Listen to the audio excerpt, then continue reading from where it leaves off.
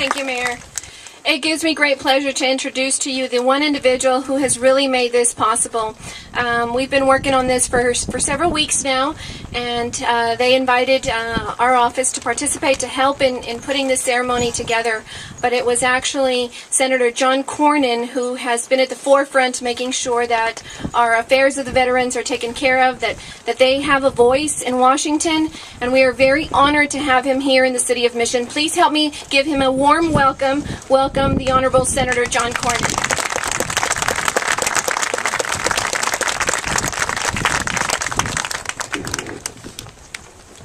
It is a profound honor to be here with all of you today, and particularly in the presence of those who have given so much to protect our country, who've had their loved ones sacrifice their all to keep us safe.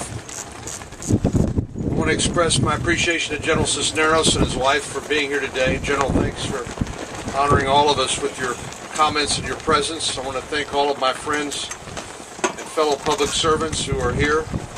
My friend Mayor Salinas, thank you for welcoming us into your lovely city. And of course, we are here to honor those who have lost loved ones in the defense of freedom. The sacrifices, as well as yours, have helped keep America the land of the free and the home of the brave. Of course, this week we celebrated Veterans Day, a day when we honor heroes who have answered the call to defend our land of liberty.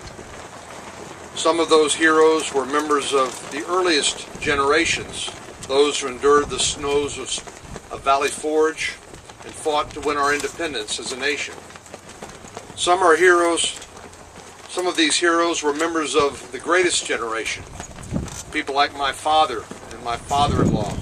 My father-in-law who stormed Utah Beach in Normandy, my father who flew B-17s over Nazi Germany and helped knock out Hitler's war machine.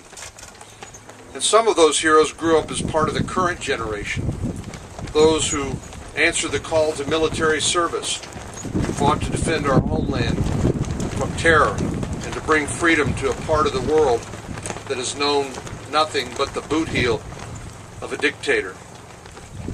We know that every generation has produced its own heroes, and this generation is no different.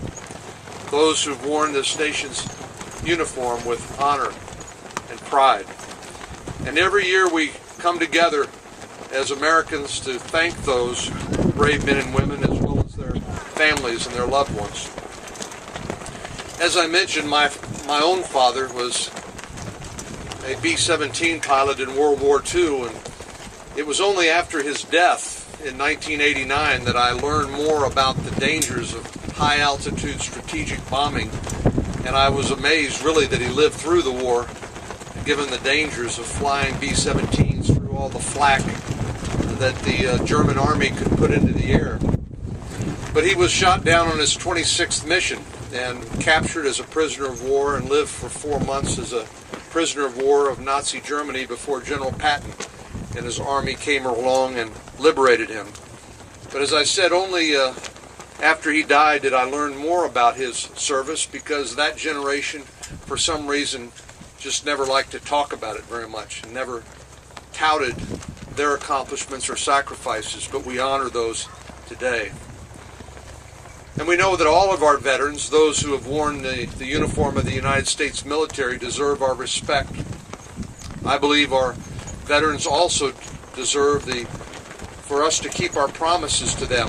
For example, to provide them access to health care that they have earned as a result of their military service. And why I look forward to continuing to work with each of you to see a new Department of Veterans Affairs inpatient hospital here in South Texas. By approving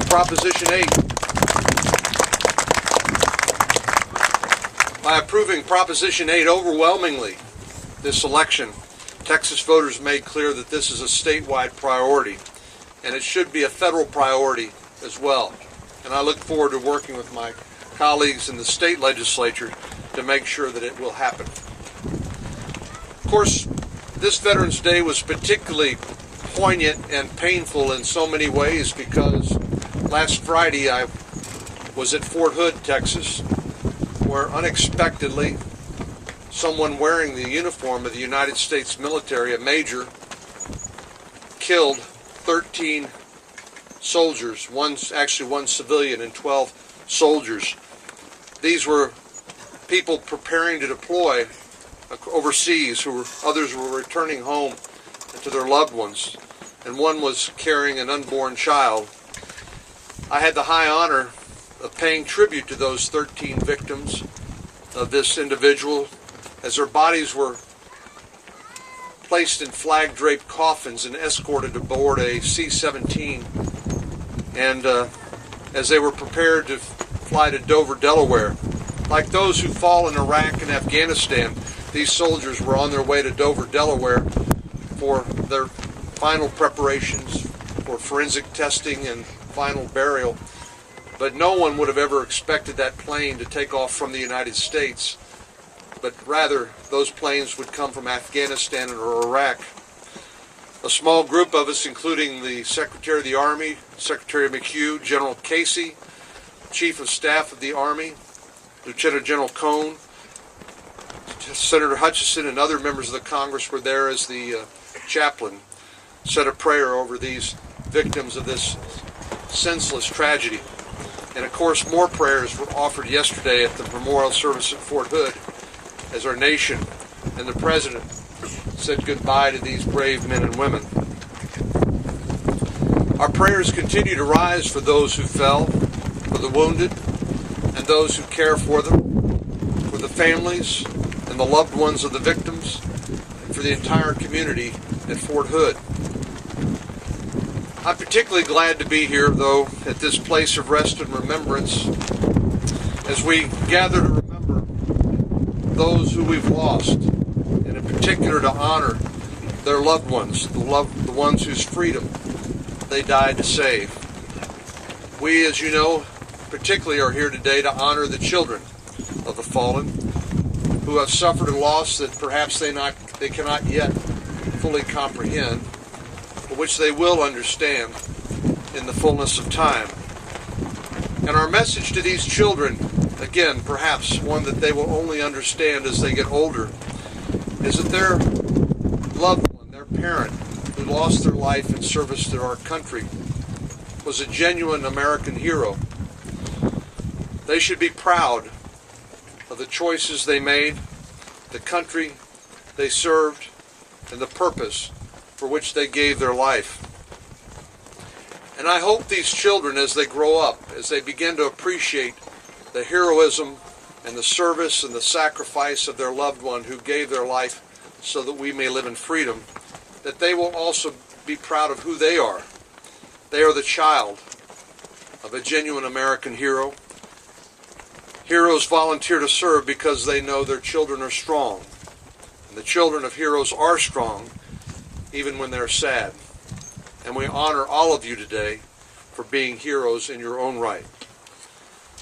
You've heard about the Gold Medal of Remembrance, and that will be awarded to each of these children here in just a moment.